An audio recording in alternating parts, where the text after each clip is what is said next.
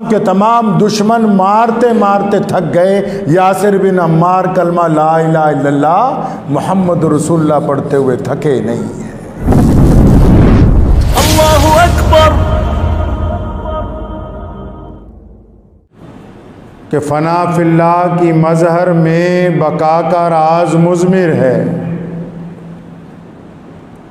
फना फिल्लाह की मजहर में बका का राज मुज़मिर है। जिन्हें मरना नहीं आता उन्हें जीना नहीं आता।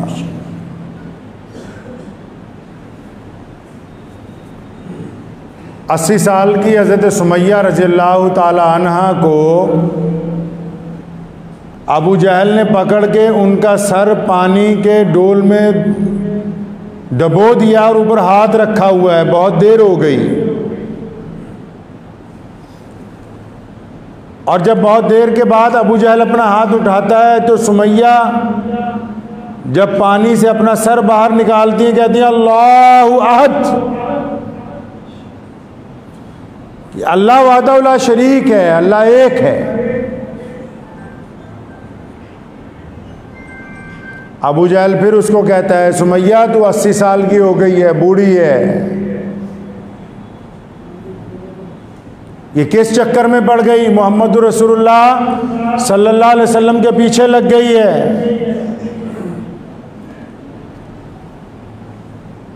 इस दीन को छोड़ दे ताकि हम तुझे अजियत ना दें। कुर्बान जाऊं 80 साल की उस बूढ़ी औरत ने क्या कहा? फरमाने लगी अबू जहल अगर तू मेरी बोटियां भी कुत्तों से नुचवा दे तो मेरी रगों में जो कलमा ला इलाहा इल्लल्लाह मुहम्मदुर रसूलुल्लाह सल्लल्लाहु अलैहि वसल्लम दाखिल हो चुका है, ये निकल नहीं सकता।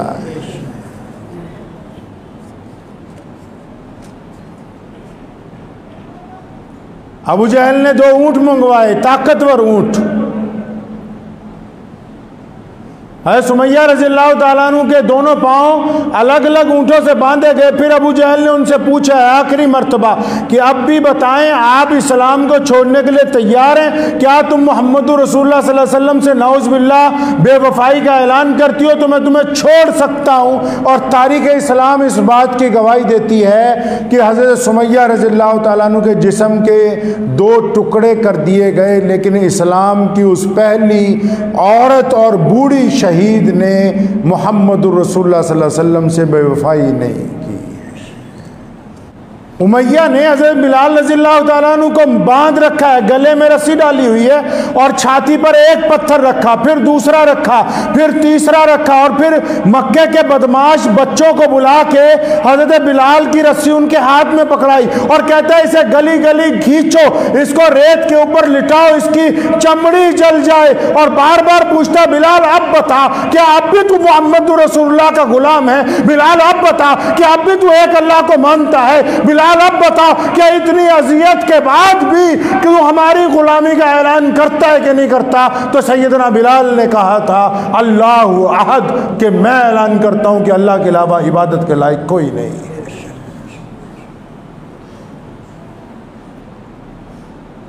रईस मक्का मोहम्मद रसूलुल्लाह सल्लल्लाहु अलैहि वसल्लम के दोस्त हैं,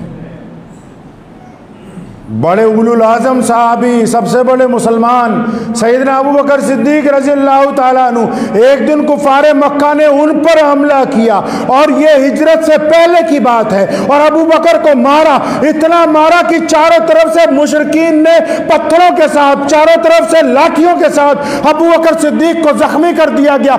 इस हद तक मारा कि अबू बकर बेहोश हो गए और यूं लगा कि जैसे इनकी जान प्रवास कर गई हो। और जब दूसरे दिन घर में होश आता है एक दिन के बाद और अपनी आंखों के सामने अपने माँ बाप को देखते हैं तो पहला सवाल ये करते हैं क्या मेरे महबूब मोहम्मद रसूलुल्लाह सलामत हैं कि नहीं है?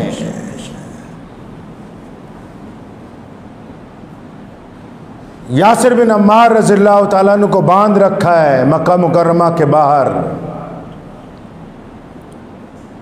दरख्त के साथ बांधा है। उतबा मार रहा है, वलीद मार रहा है, अबू जहल मारता है।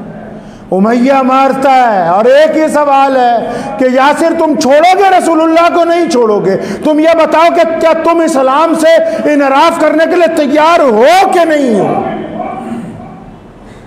तारीख उठाए मक्के की, तमाम के तमाम दुश्मन मारते मारते थक गए।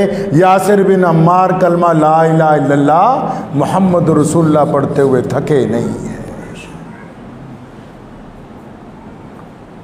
सैयदना हबीब बिन ज़ैद रज़ियल्लाहु ताला अन्हु को कज़्ज़ाब के दरबार में जब पेश किया गया, सैयदना हबीब बिन ज़ैद को डराने के लिए उसने कहा मैं तुम्हें जिंदा जला सकता हूं। फरमाया जिसने रसूलुल्लाह की गुलामी इख्तियार कर ली उसे डर नहीं लगता। जल्लाद बुलाया, हबीब बिन ज़ैद का दायां हाथ काटा, पूछा डरते हो? फरमाया अल्लाह के अलावा किसी से नहीं डरता। फिर दाएं के बायां बाजू काटा, पूछा अब डर लगता है? कहला नहीं लगता। दोनों बाजू कंधों से काटे गए। पूछा हबीब अब डर लगता है कि नहीं? फरमाया जिसने रसूलुल्लाह के हाथ पर बैत की हो उसको डर नहीं लगता। हबीब बिन ज़ैद के दोनों पैर काटे, दोनों घुटनों से काटा, और जब शहादत का वक्त करीब आ गया फरमाया कज़्ज़ाब कान खोल के सुन ले कि जिन लोगों ने रसूलुल्लाह के हाथ पर बैत की हो उनको दुनिया की कोई ताकत डरा नहीं सकती है।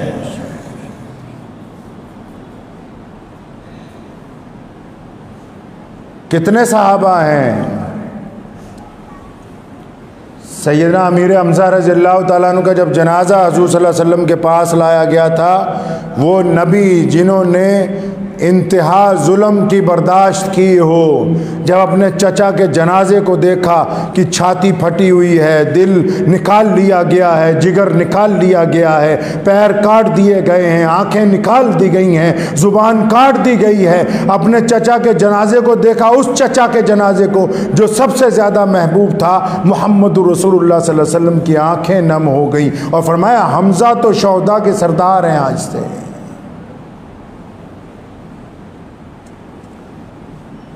प्यारे नबी हज़रत मोहम्मद रसूलुल्लाह सल्लल्लाहु अलैहि वसल्लम ने एक वक्त में ऐलान किया, फरमाया मुझे चंदा चाहिए, मुशरिकीन ने हम पर हमला किया है। तो एक औरत आई, पता है कि रसूलुल्लाह के पास साजो सामान नहीं है, असला नहीं है, अपना दूध पीता बच्चा लेके आई। फरमाया रसूलुल्लाह ने कि इसका क्या किया जा सकता है? कहने लगी या रसूलुल्लाह आप इसको अपने साथ मैदान में ले जाएं, और क्योंकि आपके पास ढाले नहीं हैं आप मेरे बच्चे को बतौर ढाल इस्तेमाल करें, इसकी छाती में तीर लग जाए आपकी जान बच जाए, मेरे लिए वही बड़ी बात है।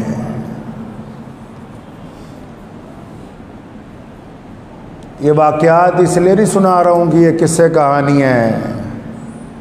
ये जिन पीरों ने और जिन बददियानत सरकारी मुल्लाओं ने पिछले 50 साल में यही बताया ना कि इतनी तस्बीहां पढ़ो इतना सवाब मिलेगा, ये उनको सुना रहा हूँ। फना फिल्लाह की मजहर में बका का राज मुज़मिर है। अल्लाह फरमाते हैं कि जो अकवाम कुर्बानियाँ देती हो, जिनमें हिम्मत हो किसी काम को तकमील तक पहुँचाने की, कारोबार में अगर आप कुर्बानी देते हैं तो दौलत नहीं आती, जिस्म पर आप मेहनत करते हैं तो सेहत नहीं बनती, बच्चे पे आप मेहनत करते हैं तो आलिम नहीं बनता है, मकान पे आप मेहनत करते हैं तो खूबसूरत नहीं बनता है, खेत में आप मेहनत करते हैं तो बेहतरीन अनाज पैदा नहीं होता है। ये किसने कहा कि दीन जो है सिर्फ नरमी का नाम है, दीन तो सिर्फ दुआओं का नाम है। जो लोग दीन पर चलते हैं मुश्किलात भी उन्हीं के लिए। अगर कोई अपने आप को दीन का दाई कहलाना चाहता है तो उसे रसूलुल्लाह सल्लल्लाहु अलैहि वसल्लम की तरह ईंट पत्थर खाने होंगे। जब तक नहीं पढ़ते वो दीन का दाई नहीं बन सकता है। अगर कोई चाहता है कि मैं इस्लाम का शेर कहलवाऊं, उसे मोहम्मद रसूलुल्लाह के तर्ज पर शाह बिन अबी तालिब की तरह कई साल कैद के गुजारने होंगे। नबूवत के 14 साल मुश्किलात से पुर साल हैं। आप अंदाज़ा लगाएं, हज़रत सहाबा किराम रज़ियल्लाहु तआला अन्हु ने भूखे पेट पर पत्थर बांध के जब जंग खंदक की तैयारी की तो रसूलुल्लाह ने क्या फरमाया? जब एक घन मारा सुराका खड़े हुए थे करीब, फरमाया सुराका मैं तेरे हाथों में किसरा के कंगन देखता हूँ। कौन किसरा? जो उस वक्त की सुपर पावर है। इस्लाम ने कहा कि मेहनत करें। इस्लाम ने ये नहीं कहा कि दीन गद्दों पे बैठ के फैलेगा। इस्लाम ने ये नहीं कहा कि दीन का मतलब ये है कि बस एसी लगा के आप नमाज़ पढ़ते रहें तो आपकी दुआएं कबूल हो जाएंगी। नहीं, इंसान के किरदार को पहले देखा जाएगा। मुश्किलात के बाद आसानी है, परेशानी के बाद आसानी है, हर एक उतराई के बाद चढ़ाई है, लेकिन उन लोगों के लिए जो साबित कदम रहते हैं, उन लोगों के लिए जिनका तवक्कल अल्लाह की ज़ात पर कामिल हो, जो अल्लाह के फैसलों पर राजी नहीं और रोने लगे, जो वावेला मचाने लगे, छाती पीटने लगे कि मर गए, बर्बाद हो गए, तो उनको अल्लाह पे यकीन नहीं था, उनका एतमाद नहीं था इस बात के ऊपर कि अल्लाह तबारक व तआला अपने नेक बंदों को जब परेशानी में डालता है तो निकालता भी अल्लाह ताला ही है, बीमारी में डालता है तो निकालता भी अल्लाह ताला के साथ है। इस्लाम के इब्तदाई वाक़यात आपको इसलिए सुनाए कि ये दीन हम तक कुर्बानियों के बाद पहुंचे, दावतों के साथ नहीं आया जो कौरमे बिरयानी की आजकल होती हैं। मुशक्कतों के बाद हम तक कलमा ला इलाहा इल्लल्लाह मुहम्मदुर रसूलुल्लाह पहुंचा है। मुझे उम्मीद है कि आपको ये वीडियो पसंद आई होगी। अगर पसंद आई हो तो ये आप अपने दोस्तों के साथ शेयर करें और इस चैनल को सब्सक्राइब जरूर करें।